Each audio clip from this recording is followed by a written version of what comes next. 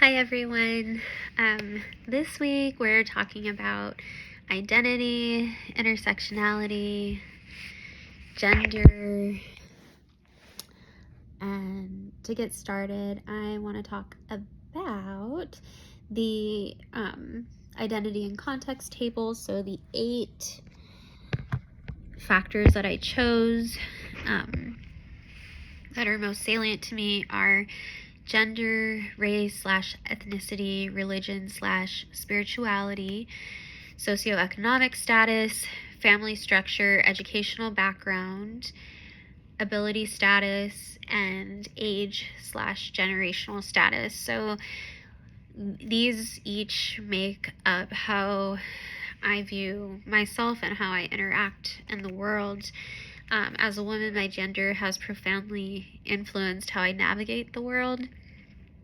And as someone who identifies as biracial, I've experienced how cultural heritage and social perceptions impact opportunities and my sense of belonging. Religion has also been a factor. Growing up in a Christian household has shaped how I make decisions, my values, and my moral framework. I'm having trouble speaking tonight. I have stuttered so much today. Excuse me. My socioeconomic status comes into play. Growing up in a low-income household and then moving into a middle-class household shed light on different opportunities. I had more access to better education and more extracurricular activities later on in life. And then just watching my mom be a homemaker and then move into single parenting, and me being the beneficiary of that. And I am so grateful for that experience because it taught me so much about resilience and how different families operate, and really gave me a broader sense of family dynamics.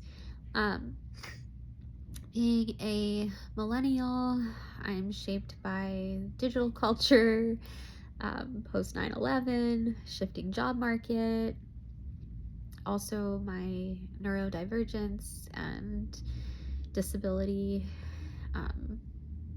Those probably, so number 7 on my list, those probably impact me the most out of all of them because they are silent and invisible to most people, which brings me to Kimberly Crenshaw's TED Talk on intersectionality.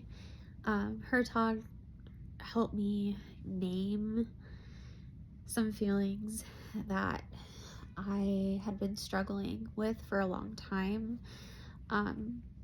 So how like injustice and opportunity don't act along single lines, like such as race or gender, but they pile up and they interact.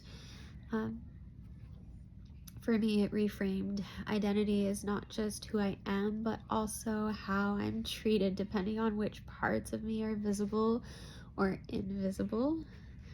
And her urgency in making intersectionality actionable resonated. It reminded me that acknowledging complexity is the first step towards justice and equity.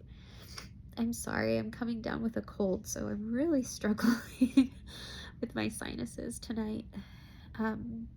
Part 2, gender and male inequality. So in the second part, I want to talk about gender, especially through Richard Reeves' talk. His research shows that boys and men in many Western societies are struggling This isn't news to us. It's just something that is not talked about enough. A lot of males are suffering in silence with mental health issues, losing their sense of identity. The way I've seen this expressed is through my son and his own gender expression.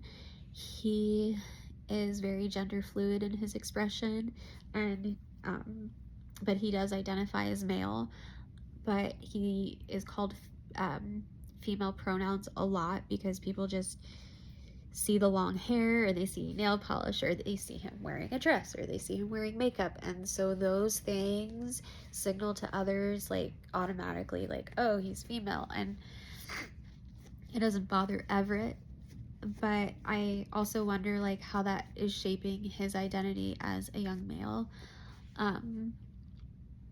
And why can't we hold space for boys who have like an open or a gender fluid gender expression? I feel like there are so many things that we can do. One intervention I think could help is early emotional literacy, and having, just implementing that in education.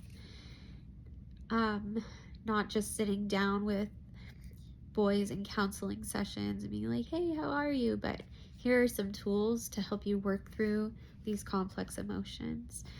Thank you for watching my video. Sorry I went over time, and I hope that you all have had a great week, and I can't wait to watch your videos. Thank you.